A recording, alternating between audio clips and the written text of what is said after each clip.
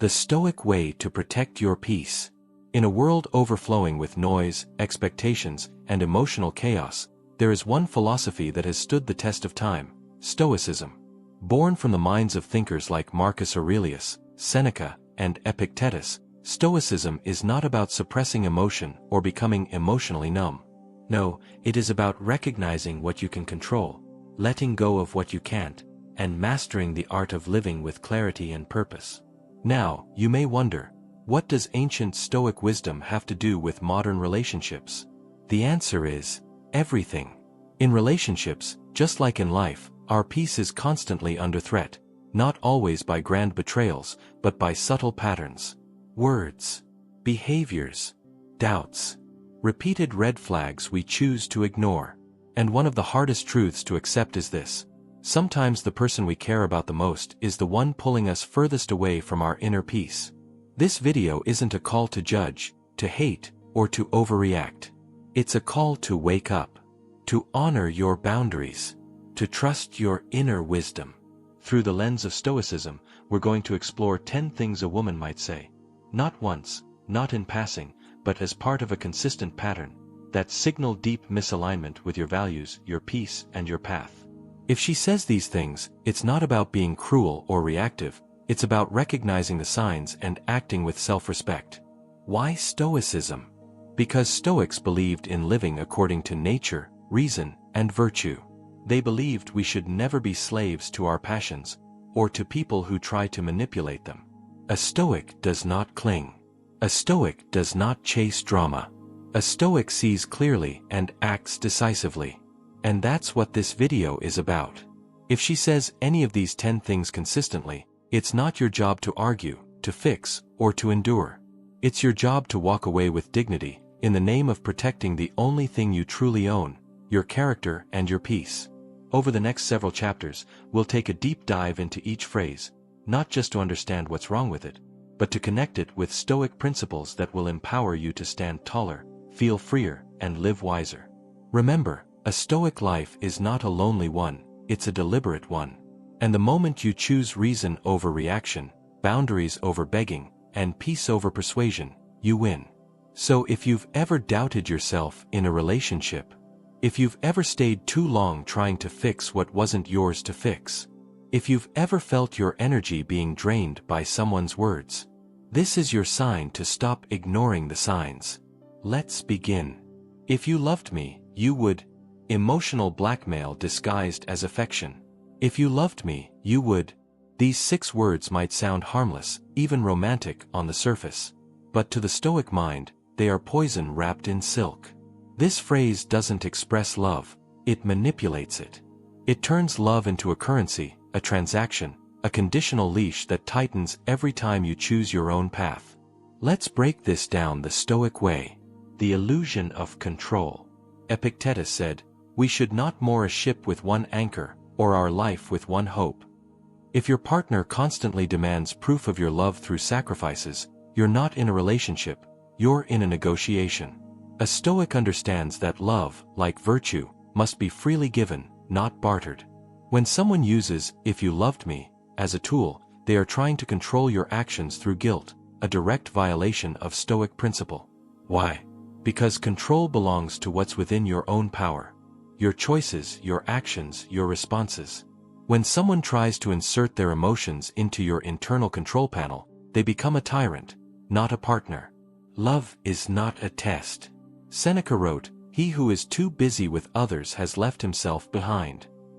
Constant emotional testing turns your attention outward, toward managing someone else's approval, rather than inward, where your true values reside.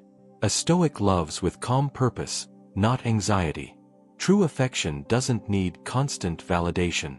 It respects autonomy. When a woman repeatedly says, "If you loved me, you would," she's not communicating needs. She's questioning your core, trying to redefine your love based on her own shifting standards. That's not love. That's control dressed as vulnerability. The power of saying no. One of the most powerful Stoic practices is the ability to say no with peace and certainty. Not out of anger, but out of alignment with virtue. If a woman's love is contingent on what you give up for her, you must ask, Is she drawn to your soul, or to your submission? Marcus Aurelius reminds us, you have power over your mind, not outside events. Realize this, and you will find strength. Your strength lies in your ability to walk away from a situation that violates your peace, no matter how emotionally charged it is. Red flag, not red carpet. Let's be clear. One offhand comment doesn't make someone toxic. But when this phrase becomes a pattern, it's a clear red flag. Over time, it creates emotional dependency, training you to prove your worth through obedience. That's not a relationship, that's psychological warfare. And a Stoic does not engage in war for peace. What a Stoic response looks like. Imagine she says, if you loved me, you'd quit your job and stay home more. The Stoic does not yell. He does not justify. He pauses, then responds with, I love you, but my love cannot be proven through abandoning what gives my life meaning. You don't explain your worth. You don't prove your devotion through surrender. You stand firm, like a lighthouse in a storm, because that is the Stoic way, calm, clear, and unshakable. The silent decay of self-respect. Every time you comply with emotional blackmail, you chip away at your dignity. You begin to doubt your inner compass. You start asking, am I selfish? When all you're doing is protecting your core. Stoicism teaches us to be loyal to our higher self above all. Not in arrogance, but in truth. A woman who truly loves you will never make your self-betrayal the price of her affection. The bottom line. If she consistently uses, if you loved me, you would, as a tool to guilt you, question your loyalty, or override your judgment, it's not love. It's manipulation. And Stoicism gives you the strength to see through it. Walk away not in anger, but in clarity. You are not here to prove your worth. You are here to live in accordance with virtue, and anyone who tries to twist your love into control does not deserve a place in your inner circle.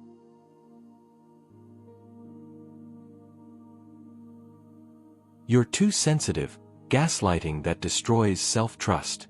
Few phrases are more dangerous to the soul than this, you're too sensitive. On the surface, it may sound like simple feedback. But dig deeper, and you'll find a subtle form of gaslighting, a manipulation tactic that causes you to doubt your own perception, instincts, and emotional responses. And for the Stoic, who is constantly refining their awareness of self and the world, this is a direct assault on one's inner reason. Stoicism is not emotional suppression. Let's make one thing clear, Stoicism is not about feeling nothing. It's about feeling everything clearly, without distortion, attachment, or chaos. When someone repeatedly tells you, you're too sensitive, what they're really doing is dismissing your lived experience. They're saying your feelings are wrong. Your perspective is flawed. Your emotional radar is broken. Epictetus taught, what disturbs men's minds is not events but their judgments about events. But what happens when someone attacks your judgment itself? When your emotional reaction is constantly labeled as invalid? Over time, you begin to silence your own inner voice, not because it's wrong, but because you're made to feel it's unacceptable. Gaslighting versus guidance. There's a massive difference between someone helping you grow and someone slowly eroding your self-trust. A loving partner might say, I understand you feel hurt. Can we talk about why? A manipulator says, you're just being too sensitive, a passive-aggressive way to avoid responsibility, shift blame, and turn your emotions into the problem. Seneca reminds us, the greatest empire is to be emperor of oneself. But how can you rule your inner world when someone keeps telling you your inner world is wrong? The Stoic's inner citadel. In Stoicism, your mind is your fortress. It's called the inner citadel, a place no one can enter without your permission. But constant exposure to psychological invalidation chips away at those walls. Every time you second-guess your own pain, your judgment, or your emotional reaction, you allow invaders into your citadel. You're too sensitive is often used to justify cruel jokes, excuse dismissive behavior, avoid accountability for hurtful actions, make you doubt your emotional compass. This is not feedback. This is erosion. And the Stoic does not tolerate erosion of the soul. Clarity over confusion. A key Stoic practice is to pursue clarity over comfort. That means recognizing when you are not the problem, even when someone insists you are. The person who calls you too sensitive every time you bring up a concern is not trying to grow with you. They're trying to shrink you to fit their comfort zone. Marcus Aurelius warned us, "The opinion of 10,000 men is of no value if none of them know anything about the subject." In this case, the subject is you, and if someone speaks about your inner world like they know it better than you, that's a red flag waving in your face. Reclaiming your inner authority. The Stoic path demands you stay rooted in truth, not consensus. If your gut says something feels off, listen. Don't abandon your intuition to maintain harmony. Harmony that requires self-denial is not harmony, it's quiet oppression. Stoicism teaches discernment. Not every emotion is correct, but every emotion is a signal. And dismissing those signals leaves you vulnerable to manipulation. What a Stoic would say. If she tells you you're too sensitive and does it consistently, the Stoic doesn't retaliate or plead. He calmly responds, "My sensitivity is not the issue. Respect is the issue." That one sentence restores your footing. It honors your boundaries. It ends the debate. The slow death of self-trust. You begin to lose yourself not all at once, but piece by piece. Every time you hear "you're too sensitive" and accept it as truth, you shrink. You smile through discomfort. You rationalize disrespect. And you eventually wake up one day unsure of what you even feel anymore. The Stoic life is the opposite of that. It's self-ownership, not self-erasure. It's honesty, not emotional contortion. It's knowing when you're hurt, and not apologizing for it. The bottom line. If a woman constantly calls you too sensitive whenever you express a boundary, emotion, or honest concern, she is not building a connection, she is burying your clarity. And the Stoic does not tolerate fog in the soul. Your peace is not up for debate. Neither is your perception. Stand your ground, not in anger, but in truth. Because that's what the Stoic does. And you are that man. I deserve better than you. The language of superiority, not partnership. The moment someone looks you in the eye and says, "I deserve better than you," they're not expressing disappointment, they're delivering a judgment. A sentence. A dismissal of your worth. And from a Stoic perspective, this statement is not only cruel, it's fundamentally irrational, rooted in ego, vanity, and emotional immaturity. To say, "I deserve better than you," is not to speak from love or growth. It's to weaponize comparison, to turn a relationship into a hierarchy. And the Stoic knows that where hierarchy begins, harmony dies. The ego behind the words. Marcus Aurelius wrote, "When you arise in the morning, think of what a precious privilege it is to be alive, to breathe, to think, to enjoy, to love." That's humility. That's perspective. But the phrase, "I deserve better than you," is the opposite. It's arrogance masquerading as clarity. It doesn't elevate, it degrades. Let's be honest, no healthy partner says this. Ever. Because real relationships are not competitions, they're collaborations. The Stoic understands that self-worth is not a currency to measure others by. It's an internal compass, not a scale. When someone says this to you, what they really mean is, "You're not enough for me. You don't meet my expectations. I see myself as above you." And once superiority enters a relationship, respect leaves. Virtue, not vanity. Seneca said, "It is not the man who has too little, but the man who craves more, that is poor." A person who says, "I deserve better," is craving more, not in virtue, but in validation. They want someone more impressive, more successful, more obedient. It's not about your flaws, it's about their insecurities, projected outward. A Stoic measures people by their character, not their status. If she's saying you're not good enough because you don't make as much money, have a certain job, or dress a certain way, that reveals her values, not your worth. And the Stoic does not argue with misplaced values. He leaves. Comparison is the death of peace. In Stoicism, comparison is seen as a mental trap. Epictetus warned us, it's not things that upset us, it's our judgments about them. And one of the most toxic judgments is this, that one person is better than another based on superficial metrics. If she truly loved you, she would want to build with you, not measure you. The phrase, "I deserve better," doesn't invite growth, it shuts the door. It creates distance. It feeds division. And no Stoic builds a future on divided ground. Shame as a control tactic. Let's call this out for what it is, shaming. By saying, "I deserve better," she's not trying to inspire improvement, she's trying to make you feel small.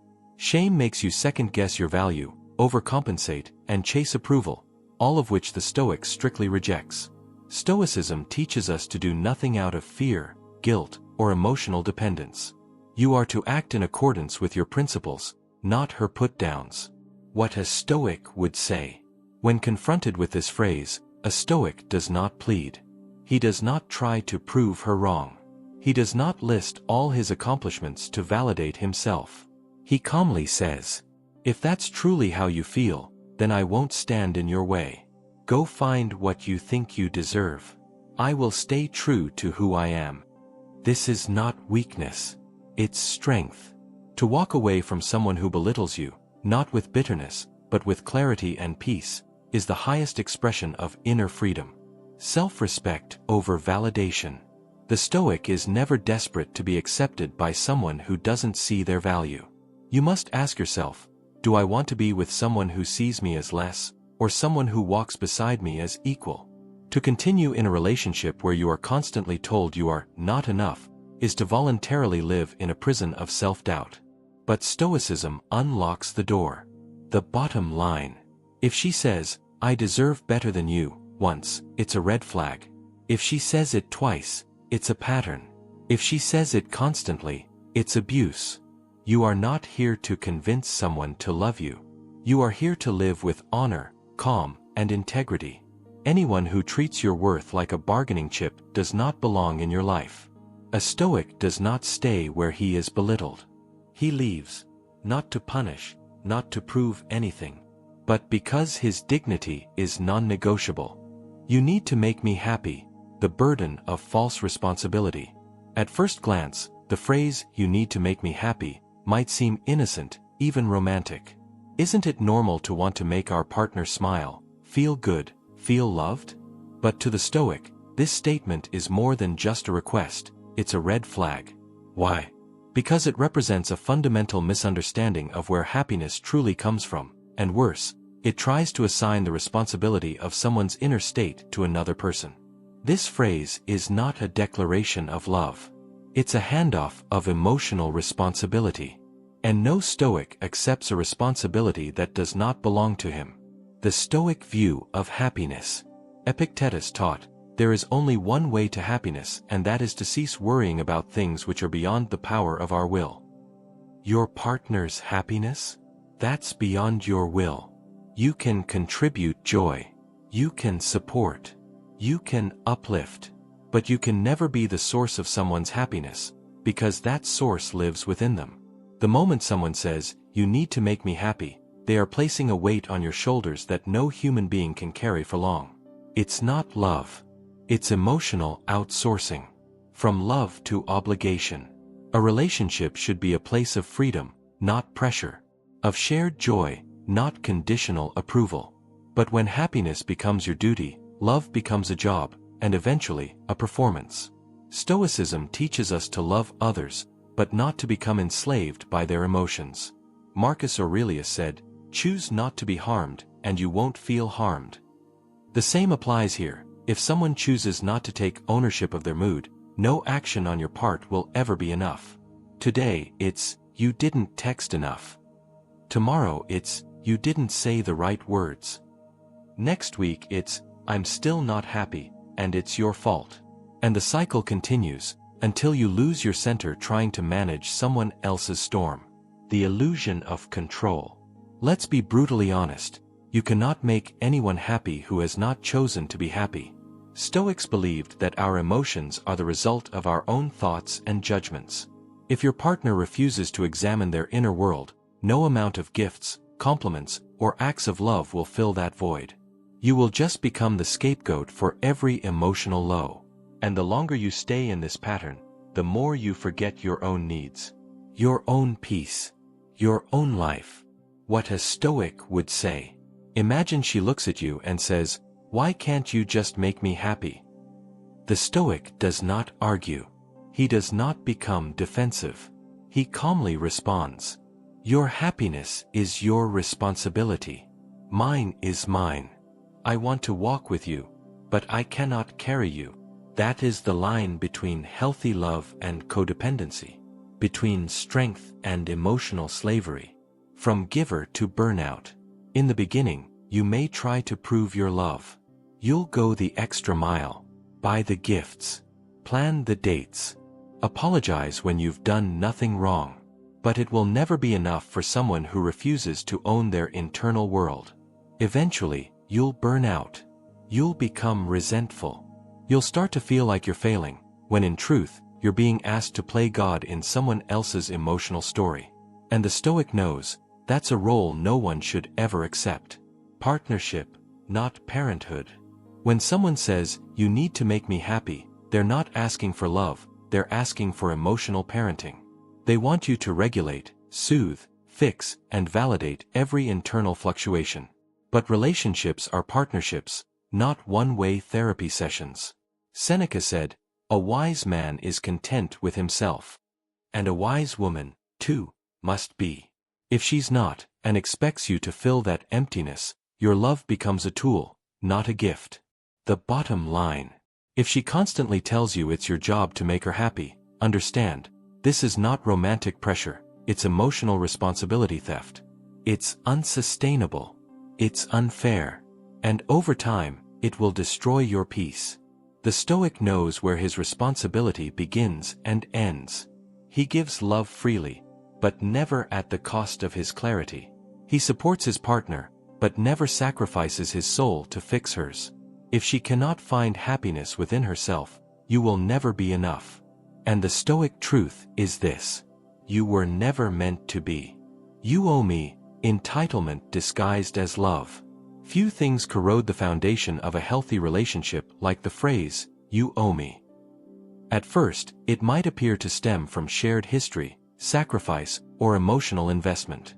But underneath it lies something darker: entitlement. A mindset that turns connection into debt, affection into accounting, and love into leverage. For the Stoic, who lives by reason, virtue, and self-mastery, this phrase is a violation of one of the core tenets of the philosophy: freedom from obligation that is not chosen freely. The currency of true love. Epictetus said, "Never suppress a generous impulse." The Stoic gives not because he's forced to, but because it is aligned with his nature. Acts of kindness, care, and effort in a relationship are not currency to be traded later. They are expressions of character. But when someone repeatedly says, "You owe me," what they mean is, "You are in my debt.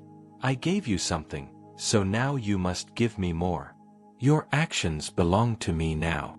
That's not a partner. That's a collector. From generosity to transaction. Imagine a scenario. You supported her through a hard time. You helped her grow, offered emotional support, maybe even financial. And later, in an argument, she says, "After everything I did for you, you owe me." Suddenly, your love is no longer love. It's a tab. And tabs come with interest. Stoicism teaches us to give without expectation, and to never become imprisoned by someone who uses your past generosity as a future weapon. When love becomes transactional, it stops being real. Emotional debt is a cage.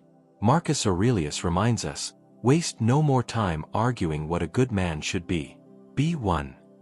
But how can you become your best self when every action is being counted, scored, and stored for future guilt?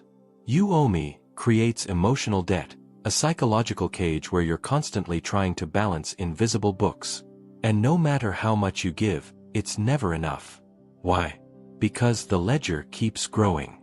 This creates resentment, fear of setting boundaries, constant performance anxiety. A Stoic cannot thrive under such a weight. The virtue of voluntary action. Seneca taught that virtue must be chosen freely. The moment you're coerced into action because someone says, "You owe me," your virtue is compromised. You're no longer giving from the soul, you're paying out of fear, pressure, or guilt. This erodes your self-respect. It dilutes your sense of freedom. And it robs the relationship of authenticity. What a Stoic would say.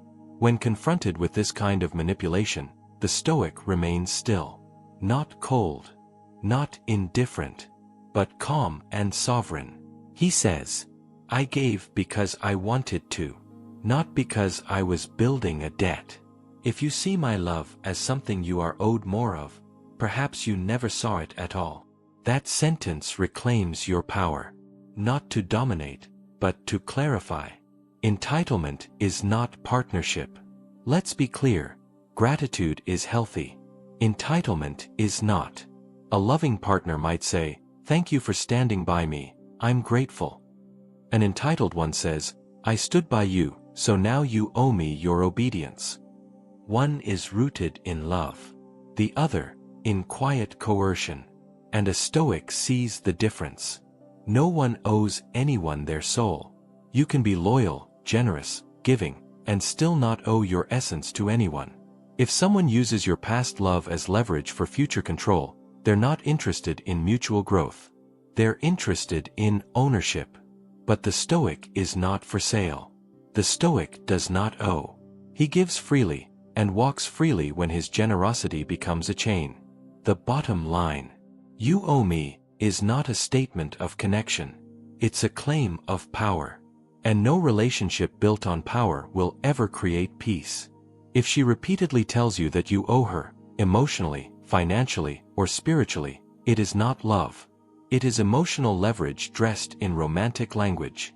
And the Stoic knows, love never demands a return. It gives. Then let's go. "You're lucky to have me," arrogance that erodes equality. There's something deceptively confident about the phrase, "You're lucky to have me." At first, it might seem like playfulness. A light tease. But repeated often, and meant seriously, it becomes something else entirely. A subtle assertion of superiority, a reminder that you are, in her eyes, the lesser half. And no Stoic tolerates inequality in relationships. Why? Because virtue, not vanity, is the standard of value. Let's be clear, recognizing one's own worth is healthy. But using that recognition to diminish someone else is not confidence. It's concealed contempt. True worth is silent. Seneca once wrote, "A great man is always willing to be little." The truly wise never need to declare their greatness, it speaks for itself. When someone constantly tells you how lucky you are to be with them, they are not expressing gratitude, they are expressing insecurity masked as arrogance. And more importantly, they are placing themselves above you. A superior. A prize to be worshipped. That isn't love. That's ego on a pedestal. The Stoic view of value. In Stoic philosophy, value is not found in status, looks, wealth, or charm. It is found in virtue, how one lives, how one speaks, how one treats others. When someone says, "You're lucky to have me," ask yourself, are they referring to their virtue or their appearance? Their social standing? Their ability to manipulate? Because a person grounded in virtue would never need to say such a thing. Their actions would already reflect their value. Marcus Aurelius reminds us, "Be tolerant with others and strict with yourself." But when someone demands your tolerance while holding themselves above you, they fail this standard. Love is a mutual privilege.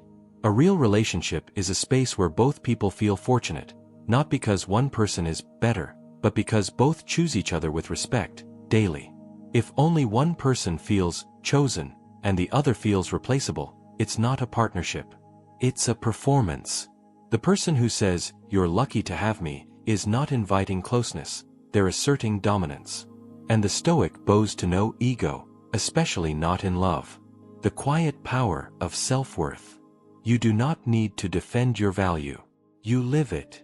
You show it in how you carry yourself, in how you treat others, in what you allow, and what you walk away from. When someone belittles you while glorifying themselves, don't argue. Don't beg. Don't match arrogance with pride. Respond with clarity.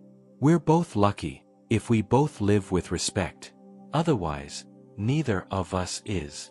That is the Stoic's way. Firm, calm, certain. When praise turns to pressure. Sometimes, this phrase is used to control. Don't complain. You're lucky to be with me. No one else would tolerate you like I do.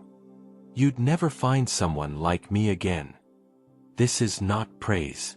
It's emotional manipulation.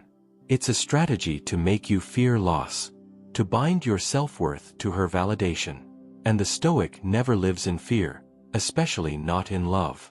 Epictetus taught, if you want to improve, be content to be thought foolish and stupid. In other words, don't fear what others think, fear compromising your values. And staying in a relationship where you are regularly made to feel beneath someone? That's the greatest compromise of all. The bottom line. If she often says, "You're lucky to have me," ask yourself, is she lifting the relationship or herself? Because real love sounds like, "We're lucky to have each other. I'm grateful for you. I'm better with you." Anything less than that is not love, it's ego in disguise. And no Stoic builds a life around ego. Walk away with power, not pain. Let's be honest, walking away is hard. Especially when you've invested time, shared memories, hoped for more. But as the Stoics remind us, the path to peace is not always paved with comfort, it's paved with clarity, discipline, and truth. If you've heard even one of these phrases, consistently, dismissively, manipulatively, it's time to look within. Not to react emotionally. Not to argue. But to observe and then act. Epictetus said, freedom is the only worthy goal in life. It is won by disregarding things that lie beyond our control. And sometimes, the person lying beyond your control is the one who claims to love you. You were not born to live as someone's emotional project, their emotional crutch, or their emotional servant. You were born to live with purpose, to guard your peace, and to protect your dignity like it's sacred, because it is. This video wasn't about shaming women. It's about waking you up. To the patterns. To the manipulation. To the slow erosion of your inner strength. If she says these 10 things again and again, not once in a moment of pain, but as a pattern, then you are not in a relationship. You are in a contract of quiet suffering. And the Stoic knows, suffering is inevitable, but optional when it's self-inflicted. So if it's time to walk away, walk with strength. With no drama, no hate, no revenge. Just silence, respect, and self-respect. Because you don't owe her your pain. You owe yourself your peace. And that's the Stoic way.